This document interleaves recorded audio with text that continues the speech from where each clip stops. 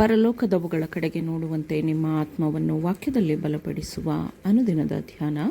ಇಂದಿನ ಧ್ಯಾನದ ಶೀರ್ಷಿಕೆ ಕ್ರೈಸ್ತೀಯ ತತ್ವಗಳನ್ನು ಎಂದಿಗೂ ಬಿಟ್ಟುಕೊಡಬಾರದು. ಈ ದಿನದ ಸತ್ಯವೇದದ ವಾಕ್ಯ, ನನ್ನ ಪ್ರಾಕಾರಗಳೊಳಗೆ ನನ್ನ ಆಲಯದಲ್ಲಿ ಅವರ ಜ್ಞಾಪಕಾರ್ಥವಾಗಿ ಶಿಲೆಯನ್ನಿಟ್ಟು ಹೆಣ್ಣು ಗಂಡು ಮಕ್ಕಳಿಗಿಂತ ಮೇಲಾದ ಹೆಸರುವಾಸಿಯನ್ನು ದಯಪಾಲಿಸುವೆನು. ಹೌದು, ಎಂದಿಗೂ ಅಳಿಯದ ಶಾಶ್ವತ ನಾಮವನ್ನು ಅನುಗ್ರಹಿಸುವೆನು. ಏಷಾಯ 56ನೇ ಅಧ್ಯಾಯ 5ನೇ ವಚನ. ನೀವು ತೀವ್ರವಾದ ಶೋಧನೆಗಳನ್ನು ಅನುಭವಿಸುತ್ತಿರುವಿರಿ ಎಂಬುದನ್ನು ತಿಳಿದು ನಾನು ನಿಮ್ಮ ಬಗ್ಗೆ ಹೆಚ್ಚು ಸಹಾನುಭೂತಿ ಉಳ್ಳವಳಾಗಿದ್ದೇನೆ. ಶತ್ರುವು ನಿಮ್ಮನ್ನು ನಿರುತ್ಸಾಹಗೊಳಿಸಿ ಧೈರ್ಯ ಕಳೆದುಕೊಳ್ಳುವಂತೆ ಮಾಡಲು ಪ್ರಯತ್ನಿಸುತ್ತಿದ್ದಾನೆ. ನಿಮ್ಮ ಪತಿಯ ವಿಷಯದಲ್ಲಿಯೂ ನನಗೆ ಅದೇ ರೀತಿಯ ಪ್ರೀತಿ ಮತ್ತು ಕಾಳಜಿ ಇದೆ. ಅವರು ಕ್ರಿಸ್ತನನ್ನು ಅಂಗೀಕರಿಸಿದರೆ ನಮ್ಮ ರಕ್ಷಕನೇ ಅವರ ರಕ್ಷಕನಾಗಿರುವನು. ದೇವರ ಪುತ್ರರು ಮತ್ತು ಪುತ್ರಿಯರಾಗುವುದು ನಮ್ಮೆಲ್ಲರಿಗೂ ಅತ್ಯುನ್ನತವಾದ ಗೌರವವಾಗಿರುತ್ತದೆ ಎಂಬುದನ್ನು ನಾವು ಎಂದಿಗೂ ಮರೆಯಬಾರದು. ನನ್ನ ಸಹೋದರಿಯೇ, ಲೋಕದ ಮಾನದಂಡಗಳಿಗೆ ಹೊಂದಿಕೊಳ್ಳುವ ಸಲುವಾಗಿ ಕ್ರೈಸ್ತೀಯ ತತ್ವ ಸಿದ್ಧಾಂತಗಳನ್ನು ಬಲಿಕೊಡಬೇಕು ಎಂಬ ಶೋಧನೆಗೆ ಎಂದಿಗೂ ಮಣಿಯಬೇಡಿರಿ. ದೃಢವಾಗಿರಿ, ನಂಬಿಗಸ್ತಳಾಗಿರಿ, ಏಕೆಂದರೆ ನಿಮ್ಮನ್ನು ಬೆಲೆ ಕೊಟ್ಟು ಕೊಂಡುಕೊಳ್ಳಲಾಗಿದೆ.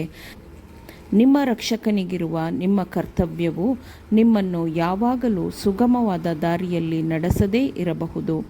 ಏಕೆಂದರೆ ನಿಮ್ಮ ವಿಮೋಚಕನು ಎಂದಿಗೂ ಸ್ವಾರ್ಥ ಮೆಚ್ಚುಗೆ ಮತ್ತು ಸ್ವಾರ್ಥ ತೃಪ್ತಿಯ ಹಾದಿಯಲ್ಲಿ ನಡೆದಿಲ್ಲ. ತನ್ನನ್ನೇ ಸಂತೋಷಪಡಿಸಿಕೊಳ್ಳಲು ಆತನು ಎಂದಿಗೂ ಬದುಕಿಲ್ಲ. ಆತನು ನಿಂದೆಯನ್ನು ಅನುಭವಿಸಿ ತಿರಸ್ಕೃತನಾಗಿಯೇ ಇದ್ದನು.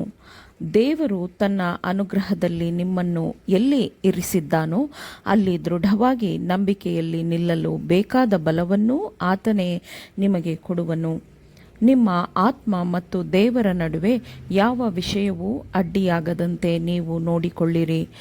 ಕೇವಲ ನಾವು ನಡೆಯಬೇಕಾದ ಮಾರ್ಗವನ್ನು ಮಾತ್ರ ಕ್ರಿಸ್ತನು ನಮಗೆ ತೋರಿಸಲಿಲ್ಲ, ಆದರೆ ನಮ್ಮ ಶಿಕ್ಷಕನಾಗಿ ಕ್ರಿಸ್ತನು ಬಂದನು.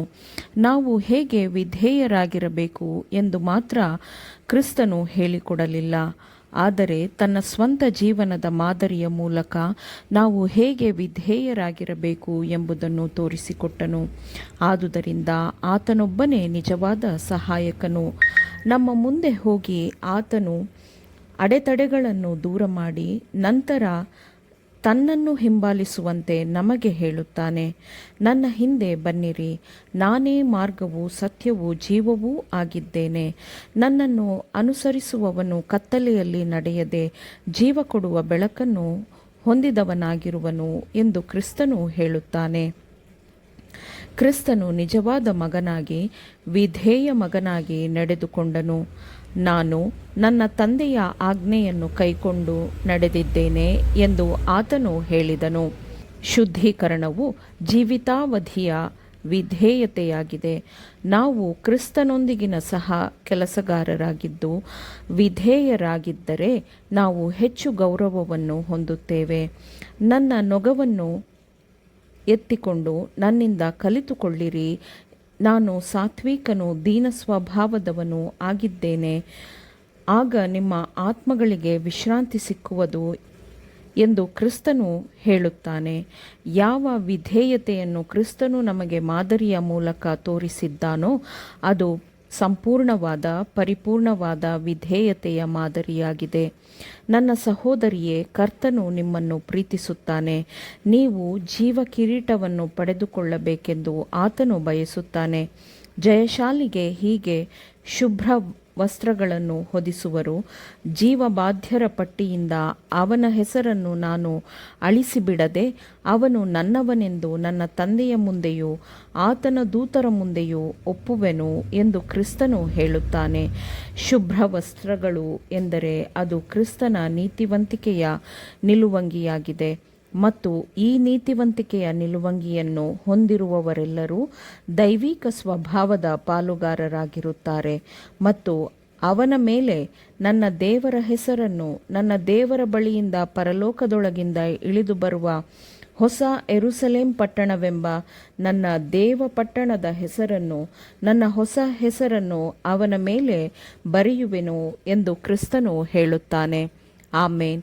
ದೇವರ ವಾಕ್ಯಗಳನ್ನು ಶ್ರದ್ಧೆಯಿಂದ ಆಲಿಸುವವರು ಮಾತ್ರವೇ ಆಗಿರದೆ ಪಾಲಿಸುವವರು ಆಗಬೇಕೆಂದು ನಿಮ್ಮನ್ನು ಉತ್ತೇಜಿಸುತ್ತೇನೆ. ಪರಿಶುದ್ಧಾತ್ಮನ ಸಹಾಯದಿಂದ ಆಲಿಸಿದ ನಿಮ್ಮೆಲ್ಲರಿಗೂ ಧನ್ಯವಾದಗಳು. ಮತ್ತೆ ದೈನಂದಿನ ಧ್ಯಾನಕ್ಕಾಗಿ ನಾಳೆ ಸಂಧಿಸೋಣ. ಆಮೇನ್.